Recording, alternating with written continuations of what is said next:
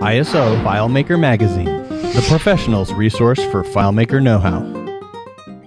Well, hello there and welcome to this FileMaker tutorial. My name is Matt Petrosky, bringing you these FileMaker tutorials over at FileMakerMagazine.com.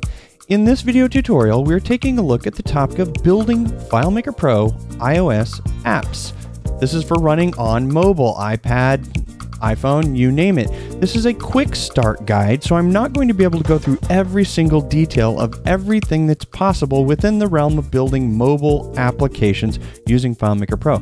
But this will get you up and going really quickly, and there's some really nice side effects or some side benefits of actually using Xcode in order to compile your FileMaker solutions in order to actually test on multiple devices using the simulator. Let's take a look at the files and see what I'm talking about. All right, so the first thing that we need to cover are the bare minimum things that you need and the references that you're going to be able to refer to when you want to get more information and take things farther. Now remember, this is a quick start guide, so I'm only going to get you from ground zero to actually running something within the simulator so that you can see your FileMaker file running as an actual app. So here is the stuff that you need. Here's your minimal requirements. So I would be remiss if I didn't mention this. You need a copy of FileMaker Pro Advanced. I'm not even going to mention FileMaker Pro because really without custom functions and some of the things that are provided within Advanced, you can't do a whole lot with FileMaker, at least when you're actually going to deploy an app. Now also you obviously need Xcode. Now Xcode, if you don't know where to get it, is pretty easy to get hold of. I'll show you that in the application store. But here are the references that you will need. The first one is a comprehensive reference of a step-by-step guide of all of the individual things that you should do if you're going to actually deploy your database. Now, caveat, that is more information that you actually need in order to actually get something up and running. Bare minimum, you need a copy of FileMaker Pro Advanced, copy of Xcode, and you will need a developer subscription to the FileMaker network, not even necessarily a developer subscription or a paid one to the Apple network, not at least in order to use Xcode. Always helps, but both of those subscriptions cost $99. If you haven't heard or don't know about it, you've got your Apple subscription as a developer. That's $99 as an individual. On the FileMaker side, that one you're going to have to get because in order to get the bottom link right there at the bottom where it says community.filemaker.com/docs doc6672, that is the actual link to the download of the compressed files that you will need that I'm going to show you in order to actually make the bound, or not the bound, but make the Xcode project, which will allow you to make your FileMaker solution bound to FileMaker Go. The second link there in the middle, that actually has further information and details that supplements the very first link. So that's pretty much all you need in terms of those references and those two apps at your bare minimum. All right, so FileMaker is the application you already have. If you don't have Xcode like I have here on screen, you'll need to open that in the App Store. You're going to find that right here in the menus, App Store. After you open that up, you of course are going to simply input Xcode and that will load up. Now this is a pretty hefty download. It's going to be many different gigabytes. In fact, you can see right down here at the bottom that it is 4.41 gigabytes. You will have to install all of those, all of the items. And once you get the application installed, you'll need to go into the application and actually download more things. Let's take a look at that. All right, so you've downloaded Xcode, you've opened it up. This window typically comes up at the start of the application. Right down here at the bottom, we've got this option that says show this window when Xcode launches. You can uncheck this if you don't want to actually see the window. If you do uncheck that and you restart Xcode and you're wondering where it went, you're going to find that option under Window, and it's going to be right here, Welcome to Xcode. You can always open that again. But here's what we need to do within Xcode if we're going to be using the simulator. Go over to the Xcode menu, and then we're going to choose Preferences. Now when that comes up, I happen to be selected on the Behaviors tab. We're actually going to be selecting on this one right here of Downloads. When we click on Downloads, then what we're going to see is that there are a number of simulators that are available. Now, I've only downloaded one myself, the iOS 9.1 simulator. That's the most recent as of the shooting of this video.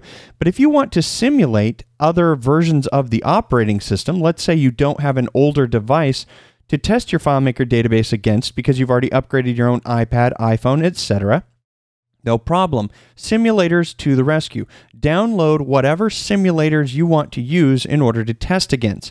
But do recognize these are pretty large in terms of their size. 1 gig, 1 gig, another. Each one is at least 1 gig. So you need to have enough room on your hard drive. We've got a bunch of different files here. If you only need to test for the latest, then just get the latest. Any of the documentation you really don't need because you're not actually doing proper Xcode development, working with Swift or whatever. Once you have downloaded those, you're pretty much ready to go. And the next part of this video is going to be about getting what you need from FileMaker in order to set things up. Moving on, we are now going to walk through the references that I actually pointed to at the very beginning of this video, those URLs. I have them loaded here in a copy of Safari. I also have my Finder window open here with the items that I've already downloaded from FileMaker. Now, that first URL was the iOS App SDK guide. This is the 12 steps that FileMaker actually gives you in order to deploy your solution. Now, what I'm telling you is you don't have to do all of these steps in order to actually test and work with your FileMaker files in a bound FileMaker Go solution. And that's what the iOS SDK is. To be clear, you are not creating a new and unique binary that runs using native APIs on the iOS device. What you're doing is you're basically just binding your FileMaker file, whatever that FileMaker file is, into a copy of FileMaker Go that runs as its own application process, instead of having to run within FileMaker Go. So all of these steps are obviously need to download Xcode. In fact, we can walk through them of what absolutely is and isn't necessary. All of them are necessary if you're going to be deploying your solution via any one of the multiple ways that you can deploy a solution. Most people think of the iOS App Store, but you can also do a enterprise deployment with a thing called MDM. Now, download and open the iOS App SDK. That is the one thing that is critical that you must do. You must have Xcode, step 1. You must have the iOS App SDK. From that point on, creating signing identities and certificates, you don't have to do right away. Creating an app ID, you do not have to do right away. That's only if you're going to deploy. Downloading a provisioning file, that doesn't have to be done itself unless you're going to actually deploy. If you're testing, you can skip that as well. Use the iOS App SDK to create a project directory. Yes, and that's what I'm going to be showing you just after we walk through the rest of these steps. As I zoom out here, add your solution files to Xcode. We will cover that. Create images and add them. I'm not going to walk through that. Not absolutely necessary. Enable data protection. Also not absolutely necessary unless you're going to deploy. If you're testing on your local machine doing this quick build, then it really is not necessary, but you can, of course, follow those steps you need to if you're going to deploy. Specify version number and build. Not absolutely necessary, but we will take a look at the settings. Specifying URL scheme, we'll talk about that. Building and test. So knowing that walking through all of these steps, especially when you expand them, starts to be a little bit daunting, all the different things that you have to go into, especially into the developer program, into Apple's websites, which you don't have to do right off the bat, which we're going to see. So here is the other URL. That's the second of the 3, and this one has just a little bit more information that it's good to go through and know about. But what you need the most in order to get up and running is this link right here. Now, I have already logged into the FileMaker community website using my login credentials, and that's what you need in order to get into this program. You have to pay for the $99 program in order to get access to this. What is this? Well, once you download it, the download is right here. It is the iOS App SDK.tbz. So that is basically a compression format that is not just your standard zip, but that is the file that we have right here. Now I have expanded this file into this folder. This is what it expands to this iOS App SDK. Here I have my copy of my FileMaker Pro file. Now right off the bat, I'm not going to show you using my own file. I'm going to show you the process that you can go about in order to actually make the folder that you need to make that will be an Xcode project. So let's take a look at that process. All right. So I've switched into a list view so that we can actually see what's going on, and I have expanded the folder, which is actually exported. It's this iOS App SDK, and we can talk about all of the different parts to the puzzle in terms of making this work. First thing is, FileMaker provides this binary right here, which is called make proj dir. This is an executable that you must go into a terminal window in order to actually create the folder that will be your Xcode project where you include your files. Everything that FileMaker needs in terms of building that out is all in this compressed resources, and that's what actually is pulled out of this and makes everything that is in the project directory. And of course, they have their licensing right here, their PDF licensing. So really, there's only 3 pieces in here, and you only need to know about this one right here, this make project dir.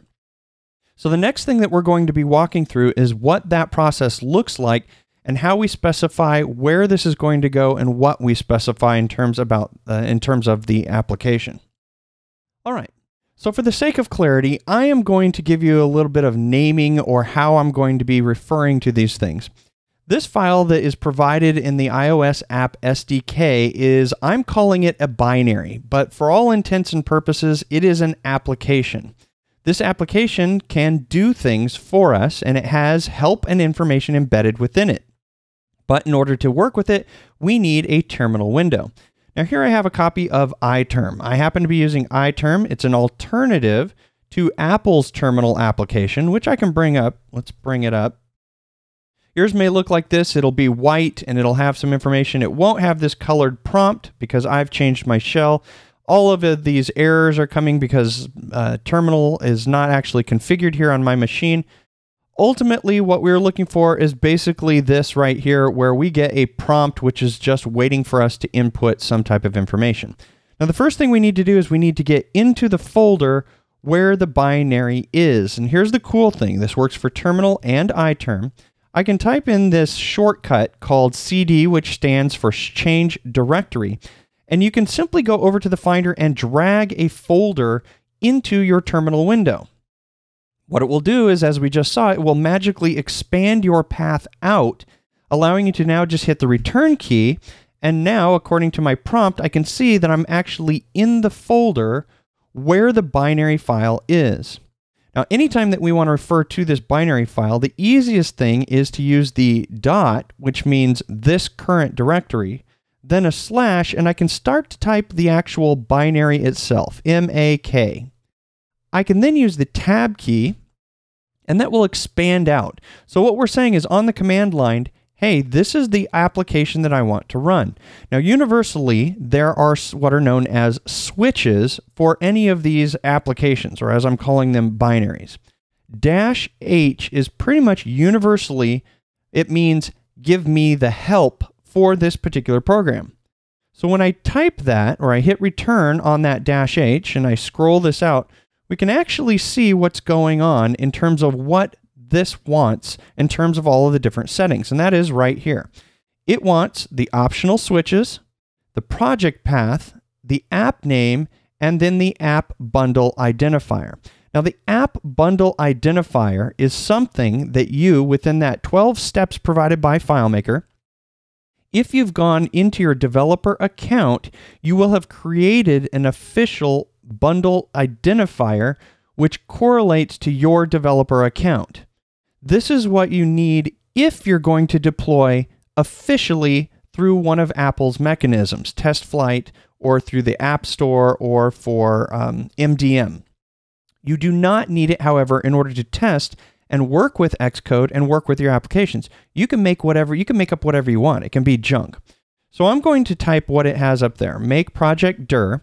I don't want to specify any of these optional switches, but I do need a project path.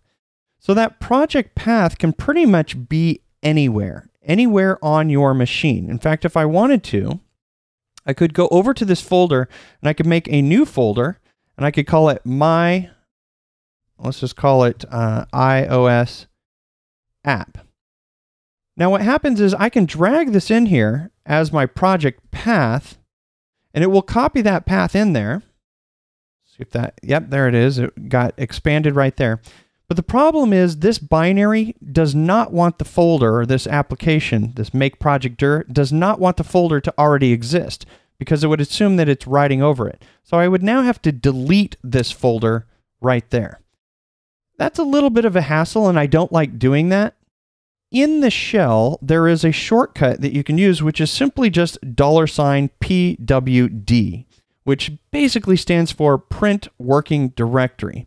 Now, in most cases, you won't want to do this and leave it there. You'll want to do this and move it somewhere. So for me, that's not that much of a problem, because what it's going to do is it's going to create the folder within the actual folder of the binary that's making the folder itself. If that's not confusing, then you'll just have to rewind and listen to that again. But for the most part, we're going to use this shortcut and say, we want to create the folder right there, project working directory. Now we need to give it the name of a folder, and here's where you're just going to be typing pretty much the same thing over and over again. They can be different, but it really doesn't matter. So we've given it the first thing. What is the project path? That's going to print our working directory, and I'm going to give it a subdirectory of my app. In other words, a folder will be created within this folder called my app. Now I'm going to give it the app name, and I'm just going to call it my app. You can simply copy a lot of these things throughout the whole specification. Now the app bundle identifier is specific enough that you can't just put in anything like garbage. It has to be some type of format that Xcode is actually going to recognize as what potentially would be an app identifier. And typically that starts with something like a reverse domain notation. com.mycompanyname. Whatever the app name is. And most commonly you're going to put my app. Notice how this, or I should say this, and this are roughly the same. That's pretty much a standard convention. But this my company name, whatever it is, really doesn't matter for our purposes of testing and getting up and running. So as soon as I hit return on this, it's going to think for a little bit. It's actually extracting everything from that resources folder.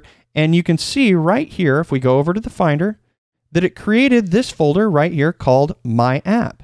And if I was to expand this, it created app entitlements, these SDK resources, My App folder, and the My App Xcode project. This is what we're ultimately going to be double clicking, and that's what's going to open Xcode, where we can change and make all of our settings. That's what we'll get to next, but just before we do that, we're going to see where FileMaker's files are stored. All right, so now that we've used that binary application simply for the purpose of creating the folder, we can hide our terminal window and we really don't need it anymore. We now can take our window and we can investigate where the actual files are. Where are our FileMaker files stored? Where there is a folder right here called My App. Again, you're going to see whatever you name recurring all over the place.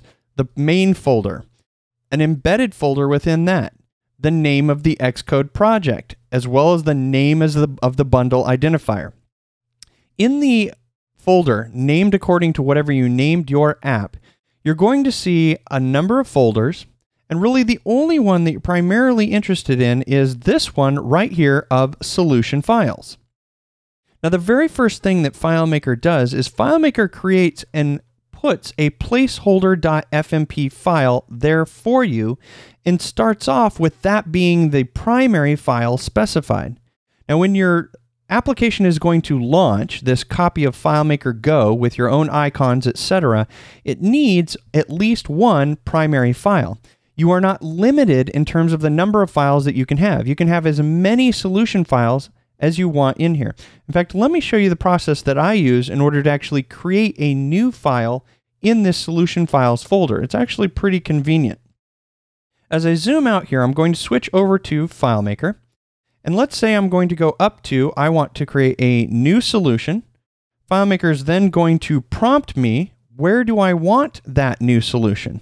So I'm going to create a new solution. I'm going to call it My App again. Of course, this could be whatever you want in terms of the file name.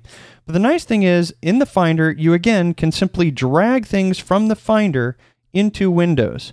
So by dragging the solution files folder right here into this new file prompt and clicking save, I will have now saved my new file directly into the solution files location. And this file is ready to go. So instead of doing that, because I have a file already set up and ready to go, we're going to pretend that that file was not created and that which file was created was my file right here, which I'm going to simply drag into the solution files folder. Now here's what we need to know about this as I get back to my folder. The great thing about developing and working with this iOS App SDK is the fact that if we shut down the simulator, which when we see that open up and run, we can make our modifications and do development on the file directly right here. Make our changes and boot up a new version of the simulator or do a new build of the application. You just have to make sure that you do not work on this file while or just after having built the actual application. But we're going to see how we can shut that down and then actually make changes directly to the file. So let's move on now and see what we need to set in the Xcode application in order to make this our startup file instead of the placeholder file. All right. So after having double-clicked the icon right here to tell Xcode to open, the one thing we need to be aware of is, remember, when I use that print working directory, that $ print working directory, in order to make the folder build within the folder right here of My Apps, we wanted to move that out. We're in the actual app resources, or we're in the same folder as the make project dir. I probably wanted to move this outside of this main folder, the iOS App SDK folder, for this very reason right here. Remember our little window of Welcome to Xcode? Well, Xcode, if you have this window continue to open, remembers the last location. We can see right here that my app, the location is in the iOS App SDK. Well, it would have been nice if I just moved that out of the way or into the location where I ultimately wanted it, and then double-clicked on the actual folder. Now, it may track your progress, but that's just one little nuance about leaving this here in the folder. For me, it doesn't really matter because this is just a temporary location while I shoot this video. So, we need to go over some of the areas that you need to be familiar with. First and foremost is, here is my app right here. Now, what I need to know is that when I click on this, I'm going to get a number of items that are going to show up in the central area, and it's all relative based on these icons right here. So I'm going to typically be clicking on this icon a lot of the times because that's where most of the information is. The rest of this are warnings, searching, I think your symbol navigator, and you can hover over and see the tooltips yourself just as well as I could. Test navigator. These are many of the things that we really don't need to worry about because we're not developing using Swift or C++, or excuse me, Objective-C. What we are interested in is you can see right here that the bundle identifier is the exact same thing that I specified on the command line. Now, of note is this version number right here. This version number is a version that you can control that directly correlates to one of FileMaker's get functions. That is the get application version. If you're running a FileMaker file within FileMaker Go, the get application version will return the version number of FileMaker Pro, 14 as of the recording of this video. If you use that same function within your FileMaker file with a bound application, this is the number that will be returned. So you also have the opportunity to version number your individual files, and I would suggest doing that within a script or within one of your scripts within the actual file itself. Now there's one thing that you need to be aware of when you're going to deploy, and I won't spend a whole lot of time on it, and that is this area right here of team. You will, in all likelihood, once you want to deploy a file, you will have a developer account. That developer account will be tied to an Apple ID. Your Apple ID means that you as a developer can potentially work on multiple teams, meaning you could work for this company, that company, and another company, or for yourself. When I select on this, you're going to see that for myself personally, I have my personal team, which is my own account, but I also have the ability to build solutions for iSolutions Inc., a company that I work with. So selecting this here is really dependent on where you're actually wanting to target a particular build for a particular application. You'll also notice that there is a provisioning file. This provisioning file basically means, hey, Xcode, can you or are you allowed to actually put an application onto this target device? So for each of your actual physical devices, your iPhone, your iPad, your iPad Pro, you will need a provisioning profile that basically from Apple says, okay, you have the okay to actually build an application and put it onto that device. For the purpose of our QuickStart here, we don't really care, because we're going to be using all of these simulators that you see right here. I can simulate an iPad 2, an Air, an iPad Pro. Very helpful for if you don't have an iPad Pro and you want to test, let's say, the split screen features, and all you have is an older iPhone, which is my case. I have an older iPhone 5S, but I like to be able to develop and test for an iPad Pro. No problem. I can do that using the iOS SDK. But we can select any of the possible simulators that we've downloaded, including simulators with older versions of the operating system. So the most important thing that we are interested in is targeting the proper app in order to tell the build to work, because we're almost ready to build with the minimal amounts. I've not touched anything within Xcode other than having built that project. But what I do need to specify is the actual startup file.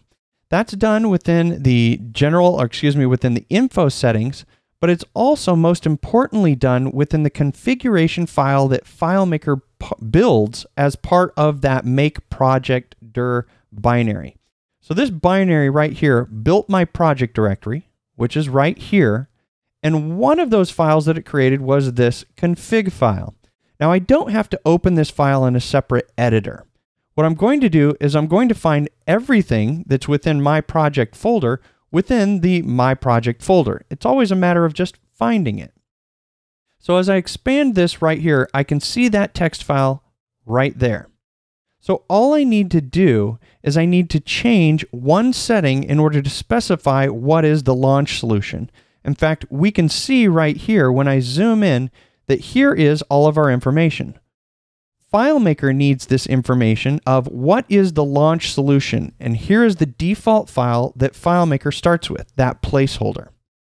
So I'm just going to go over here and I'm simply going to select in the Finder, hit the return key, hit the Command C key to copy that, go right over to this file with it already selected and click Paste. That's it. I'll do a Command S to save so that it saves that file. And there's only one other location that I actually need to make a change. That again is when I select my project file right here and go to the info settings right here. You can see that there is yet another key that is necessary, and that is right here where it's placeholder. So I'm now going to double click this, select just the name of the file, and Command V, paste. So now that I've got that, and I zoom out here, I accidentally expanded my document types right there. With that selected, or with that entered, I can now basically build my FileMaker solution, or build FileMaker Go around my FileMaker file. And it really is that simple in terms of up and running. I didn't have to do a whole lot other than have Xcode, have a copy of FileMaker Pro Advanced, get a copy of the iOS SDK, and I'm ready to go. We'll take a look at some of the rest of the settings that you need to be aware of, but let's see if this actually works. I'm going to leave it as targeting my iPhone 6s Plus and just click Run. It will take a little while and think while it builds, but ultimately we will get a build successful, which just happened, and my iPhone 6 Plus launched over here, and it's going to take a little bit of time before it shows that, but there it is. There is my FileMaker file. So in the rest of this video, what I'm going to do is I'm going to go through and give you the caveats that you need with regards to creating an actual application or an iOS App SDK, FileMaker bound. And that includes things like turning off these bars right here and turning off, you can see right here, even though it is a bound FileMaker application, we are simply just running in the middle of FileMaker Go. Everything wrapped around your file is FileMaker Go.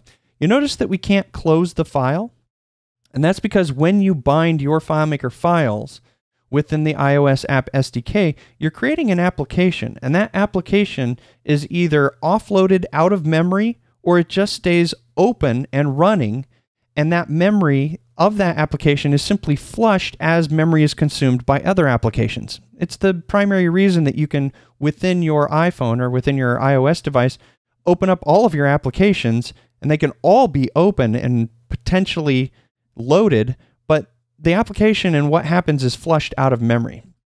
But here you can get rid of this. I'll show you how to do that. This is a really nice, helpful thing where you can actually see the window. Within the simulator here, it is beneficial to know that you can actually change all of your orientations. We have rotate left, rotate right. We can simulate shake and gesture, which FileMaker doesn't have any support for, but we can simulate some finger touches and do a number of things. We can also, you can even change the device right here. It doesn't always work when you're bound here, but if I wanted to go to an iPad Pro, I can do that, and right now it'll actually throw an error probably. You can see right here that what happened is FileMaker or Xcode kicked out an error based on making that switch. So typically, you're going to have to come back into Xcode, shut things down, and once you shut them down, you can change your new target to an iPad Pro, and then click Run again. But you'll see over here on this actual simulator, it did switch to the iPad Pro, and if I click on the little item here and scroll over and scroll up, it didn't get my application because it wasn't successfully built, so it's not in this version of the simulator. But in a successful build, as I quit the simulator, we would be able to see that. Let's go ahead and click Build again really quickly here. Build will succeed. Launch my application. Make sure that we know how to get back to the home, because it's important to be able to get rid of this application as you do multiple builds. Under the hardware, you're going to find the home option, which is basically the same as clicking the home button. So in order to get back to the home, I would do that, Command-Shift-H, and that will basically take me back. I can come over to my simulator, and I can click to stop the actual build, go back over to the simulator, and if I want to get rid of this application, just like tapping and holding, you get the little jiggle.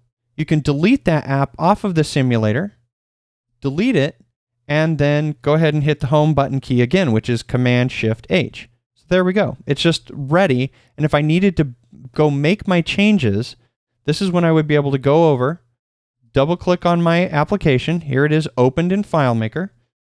Go into layout mode. I will simply make my change, which I did right there. Go into browse mode. Close the file. This is very important. You can't have it open by FileMaker and then go build. Well, you can, but it's not very wise. But I made my change, I close it, I come back over to Xcode, and I just click to build again. And what will happen is that build will succeed, but it's now building with the new change right there that I made on the fly. This is what's so great about the iOS App SDK, is I can use all of these different simulators with all of the different versions of the operating systems in order to test all of my different FileMaker applications. I can also get all of the information that I need basically from all of these different insert symbols within FileMaker that tells me window dimensions and things that I need as I'm developing my iOS application. So that's a lot, but let's go over just some of the last little items that you need to know about so that you can work with and create your iOS apps really easily, quickly, and then move on, get to the rest of the steps and get ready to actually deploy.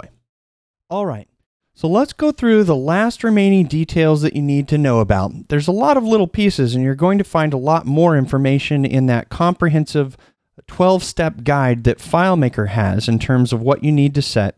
But here's what you need to be aware of with regards to your file. When you're going to make a file and you're going to have it run on iOS, you typically want to take full control of the user interface of that file. So the first thing that you're going to want to do is with the file open, which I have my file open, I've closed down the SDK, or I've stopped my build and the simulator's not running. I simply double-clicked on my file within the Solution Files folder so that only FileMaker has it open. I go up to the File menu, and then I can choose File Options. There is a setting that was added in FileMaker Pro 14, which is this one right here, Hide All Toolbars. So we want to make sure and check that, and that will turn off FileMaker's toolbars so that they don't show within FileMaker Pro. We can also take this opportunity with this new file having been created to simply switch this to require FileMaker 14. It only needs to run in FileMaker Go 14, so might as well set it while we're here. Now, there are, of course, script steps that you can do which prevent the keyboard from opening up. There are script steps that allow you to get the orientation. There are triggers on the actual layout when you actually change the orientation. So if I get these settings for this layout, go to the script triggers and scroll down, we're going to see that one of the options is on layout size change. So that's a trigger that you can use on a layout by layout basis when the user actually rotates or reorients the mobile device. That's also important to know. Again, these are all settings within FileMaker that allow you to prepare your file to be used within iOS. So I'm just going to go with that one setting of the actual hide all toolbars so that my app looks really nice. I've also added an info button right here. This info button is calling a custom function, which we'll take a look at, but when I click on the info button, it says, "Am I a custom app?" Now this is using a single step dialog, and it's returning FileMaker Pro 14 Advanced. Now the reason for this info button, I'll go into layout mode, double click, show you that this is simply just a single step that is running the show custom dialog right there. But it's using this custom function of get app name. So let's take a look at that. With this dialog closed and going into my custom functions, we can take a look at get app name. Now get app name is simply going to return right here the get FileMaker path. It turns out that when you build a custom application with FileMaker, the get FileMaker path actually returns the path to FileMaker inclusive of FileMaker itself as the name of the application. But when you bind with FileMaker Go, what happens is this will return the name of the application that you have given that application. So over here in Xcode, the actual name of the application, which is coming from this config file right here, iOS app.fmp12, or that's what actually excuse me, not this iOS app, the application, but the my app. So this will be returned. My app.app will be returned when we actually build this. I forget where it is stored in here, but it's very specific to the actual file. A lot of the times within Xcode, you're going to be selecting on the Xcode and going through these different settings right here, which are again in this primary folder. So if you get moved to one of these other locations, for example, this warning will come up. Just remember, you're always going to click on this little folder icon, select your My App, and then it will give you all of these settings right here where you're able to control some of the settings. One of the settings that you're probably most interested in is a setting right down here at the bottom of, let's actually change the cursor there, the app icon source. So what does the application icon look like? When you click on this little arrow right next to it, what we're going to see is it's going to jump from here to the custom app media XC assets. So clicking this is the same thing as clicking on this. So you see right here, all there is just alternative ways to get to it. But here's where you're going to find all of the different settings that you're probably interested in, which is your app icon, your launch image, and then your obscure icon. So within the app icon, you're going to find all of the different settings that are relevant to all of the different possible devices. A 1x, a 2x, and a 3x for iPhone. You've also got different settings in here. All of these different icons are really dependent on what your target device is. So where's the target device set? Well, again, selecting on the My App, and then within the General tab, you're going to find right here in the Deployment Info section, you are going to find the deployment target. This is what is the minimal iOS operating system that I'm willing to run on. For example, you're probably not going to select and go down to 6.1 or 6.0. Your minimal operating system must be equivalent to what FileMaker Go has as a minimal operating system. So FileMaker Go 14, if its minimal deployment target is 8.1, and that's just set here by default because of FileMaker, you're not going to want to go lower than that. But maybe you only want to run on 9.1 or 9.0. That really is up to you in terms of what you set. Also note that you have devices.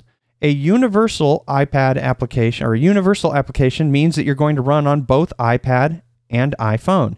If you're only creating an iPad FileMaker solution, then make sure and select iPad. Otherwise, you're going to select iPhone. Walking through all of these different settings are going to be something specific to your application. You notice that you also have a device orientation of portrait, upside down, landscaped left, landscaped right. Now these in particular have a little bit of a bug as of currently. That's because in FileMaker Go, with iOS 9 in particular, it doesn't properly recognize when you're using, say for example, an iPad Pro. If you go to split screen, there's nothing within FileMaker that actually recognizes a change in terms of the dimensions of the layout. So there's a lot of little snafus with regards to that. But here you can actually change all of your different settings. Of course, within my FileMaker file, I've taken the opportunity, let's get out of our dialogues right here. I've taken the opportunity to use all of these merge symbols to actually see what is the window orientation. So the get window orientation, whatever that's returning, allows me to see what is the orientation or what happens when I change that orientation. And that orientation directly correlates to the settings that I have in control right here in Xcode. So I'm going to browse this file. We're going to close it out. I've pretty much showed you all of the things that you need to know about without having gone into the provisioning files and using all of the deployment settings within your developer account. But those are things that I'm going to leave for the references that I pointed to. I've showed you how to get up and running quickly within Simulator to simulate your solution running to see what's going on. So as I click build right now, you'll see that I'm able to build my, I'm running as Pro. I didn't want to do that. So let's go ahead and cancel out of that. You can see that as this is starting up here on my machine, all I have to do in order to cancel out of this process is once it's booted up, I can go over and I can stop my build process, shut the simulator down, or change the simulator to something else. So clearly my dimensions don't work really very well there. Always remember Command Shift and H takes you back to your home screen. I'm going to cancel out of that build. I'm going to shut that simulator down and I'm going to switch to an iPhone. Let's go to an iPhone 6S and let's build for that. So now I can see what my application will look like on that device. So build succeeded. It probably put it behind. There it is right there as it boots up. Move it to the side. Of course, building for a 6S or a 6S Plus. I'm recording this on an iMac 5K, which is really nice if you're working with those larger devices. But you can see right here with the toolbars actually hidden in the file settings, I get none of FileMaker's toolbars, although the toolbar will come up if I had a field on this layout and selected into the field. So you have to actually use the script steps within FileMaker Pro and say, okay, I don't want the keyboard to actually come up when I select in this field. That's all topics for another video at another time. But you can see right here, I can reorient my device and then click refresh window. I get all of my window settings. My window orientation is now -1. I can rotate it again as if it's upside down, refresh window. My window orientation is now 2. I can rotate it again, refresh, and I've flipped it all the way around now, back to portrait, and I get a value of 1. So this is all very helpful while you're developing. I also suggest creating a FileMaker file that includes a field with a button that allows you to just evaluate the contents of that field. It's really nice to be able to just select into a field, type whatever FileMaker calculation you want, and evaluate it right there within the emulated environment of where your target is ultimately going to be. And here when we click on Info, lo and behold, what do we get? Am I a custom app? What is returned from the Get FileMaker path is myapp.app. And this custom function would allow me to check and verify that I'm running within a bound iOS app SDK application, making my FileMaker solution pretty cool since it seems like a native app on iOS. All right, so the final thing that I'm going to leave you with, the final piece of information is how do you actually go through and update the solution doing multiple builds and getting it off of the device? As I mentioned, the way that things work within the iOS AppDK is you have your solution files that are stored within that folder out in the Finder. These files should be your very trim clone versions, the ones without any data except for your data that you're going to pre-populate for the purpose of display or whatever. The way that it works is when you bind your solution within the iOS App SDK is your solution files are copied out of the actual solution files folder into the documents folder on the iOS device. That means a whole copy of this file is taken. So if this file is really big, if it's like a 40 megabyte file, and you copy it out of the solution files into the documents folder, well, your application is now doubled in size, at least with regards to the file itself, and it's gone from 40 megabytes to now 80 megabytes because you just took a copy of that 40 megabyte file. If this file is a clone and very trim, then what happens is the copy is taken to the actual documents folder. So as I switch back over to the simulator, if I'm testing and debugging, the way that I want to do this process again is I simply want to, within the solution, click and hold, delete the app, which is now deleting it out of the documents folder in that application folder. It just basically killed the whole application. And I can then go back over and rebuild again, doing the whole process again, and putting the new app version and putting the new copies of the updated files back onto the device. And after you do it the first time, it's pretty quick. The only other way in order to get your new solution files into FileMaker is to simply use a swapping method. I've shot a video about this. In fact, it's the video just prior to this one that I shot, which talks about URL-based solution updating. You can also update your solutions using a connected FileMaker database and simply bringing a copy of the file out of a container and dropping it into the documents folder in order to update your solution file, or actually place completely new files that you want to test with. So if I was, for example, to create this file right here, and this file as a launcher file had an external connection to a file that was hosted on my local development server, I would be able to open that file and export anything from any of the containers that I want, inclusive of all of the FileMaker solutions that I happen to be testing, without actually having to leave the simulator. And I can simply delete the files and then get new ones out of the containers, simply just by performing a swap method. It really is convenient for being able to work within the simulator to test against various versions of the operating system and various different devices themselves. Of course, nothing really truly replaces having the device and ultimately doing your final testing on that. So with having given you all of that information, although this is a little bit of a longer video, it is a quick start that does get you up and running quickly in terms of working with the iOS App SDK for FileMaker Pro. As always, I'd like to wish you much luck with your own development, and until next time, happy FileMaking.